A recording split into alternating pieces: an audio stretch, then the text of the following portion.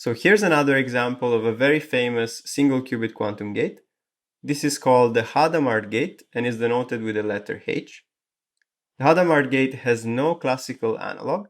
It is quintessentially quantum, in the sense that it maps ket0 to an equal superposition of ket0 and ket1.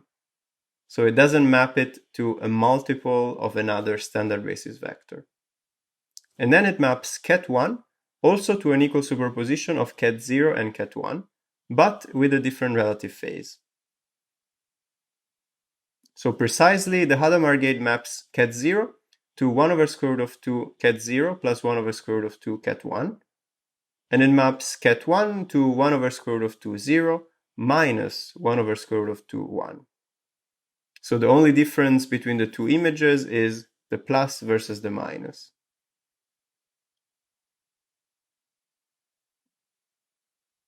So first of all, as a sanity check, let's verify that the Hadamard gate is indeed a valid single qubit quantum gate. So for this, we need to check that the image of ket0, so H applied to ket0, is a valid single qubit state. Now, as a vector, this is the vector with entries 1 over square root of 2 and 1 over square root of 2. And this indeed has magnitude 1, has norm 1. This is because the magnitude of 1 over square root of 2 squared is a half, and a half plus a half is equal to 1. Similarly, H applied to ket of 1 is the vector 1 over square root of 2 minus 1 over square root of 2, and this also similarly has magnitude 1.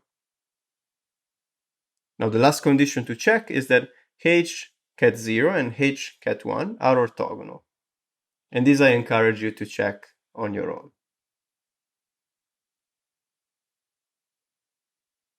So here's another exercise so that you can get more familiar with applying quantum gates. So you're asked to compute H applied to the qubit state 1 over square root of 2 0 plus 1 over square root of 2 1. And then you're also asked to compute H applied to 1 over square root of 2 0 minus 1 over square root of 2 1. So again, you can pause the video and work on this exercise and then come back and I'll show you the solution.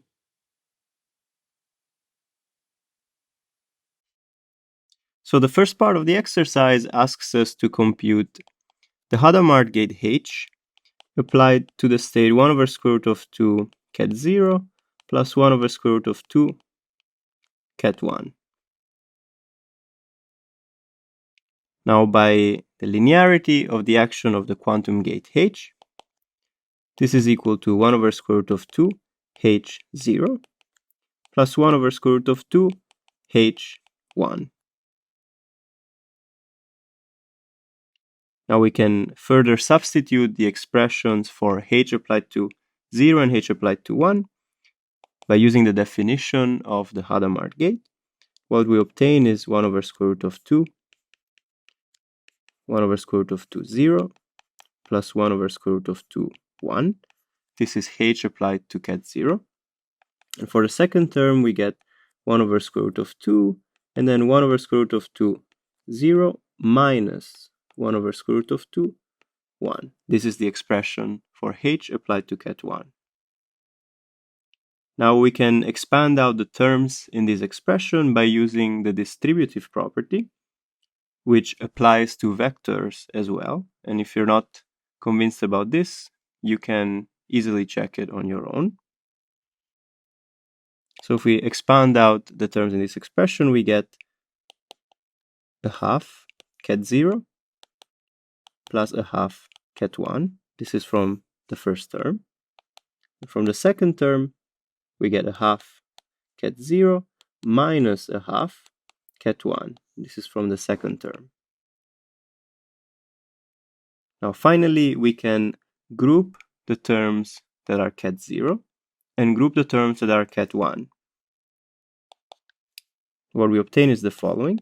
We have the two terms contributing to ket0, which give us a half plus a half ket0. And then we have the two terms contributing to ket1, which give us a half minus a half ket1.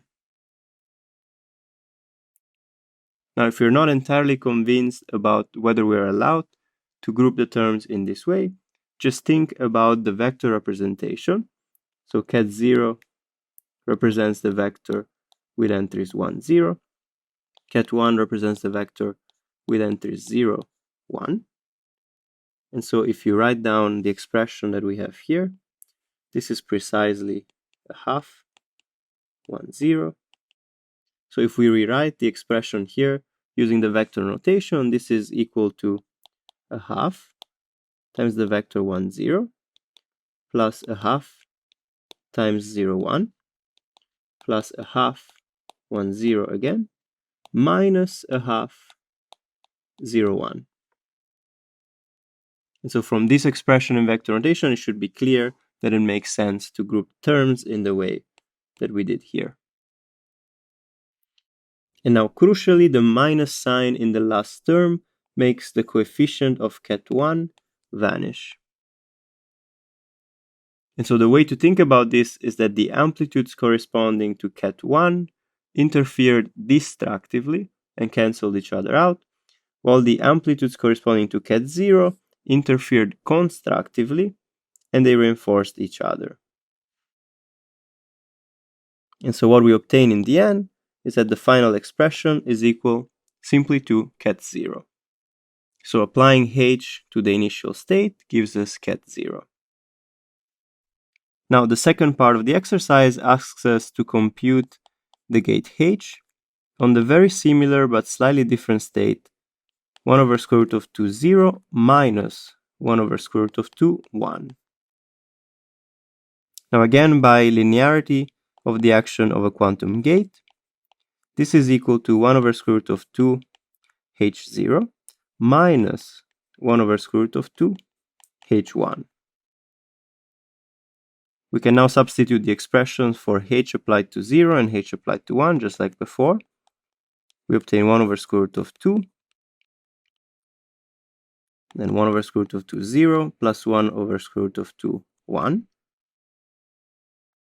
And now minus 1 over square root of 2, and then h of 1 is 1 over square root of 2, 0, minus 1 over square root of 2, 1. Just like before, we can now expand out the terms in this expression, and what we get is a half, 0, plus a half, 1. This is from the first term.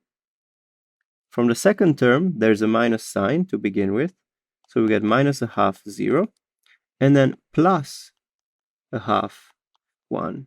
This is because there are now two minus signs. Now, just like before, we can group the ket0 terms together and group the ket1 terms together.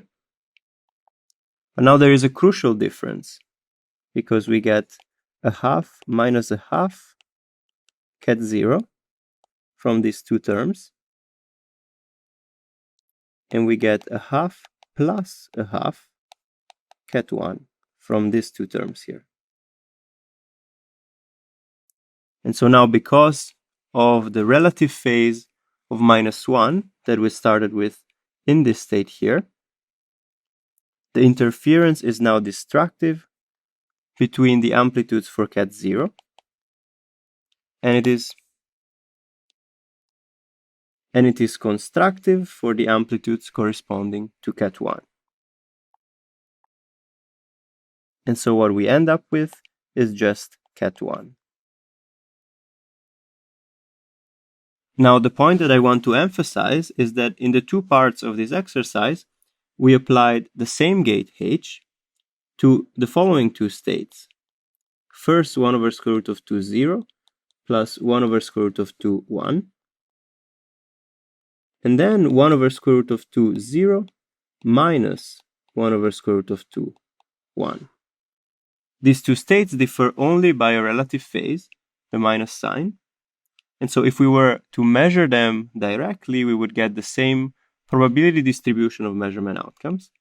But as we saw from the two parts of this exercise, by applying the Hadamard gate first, before measuring, we can distinguish these two states perfectly.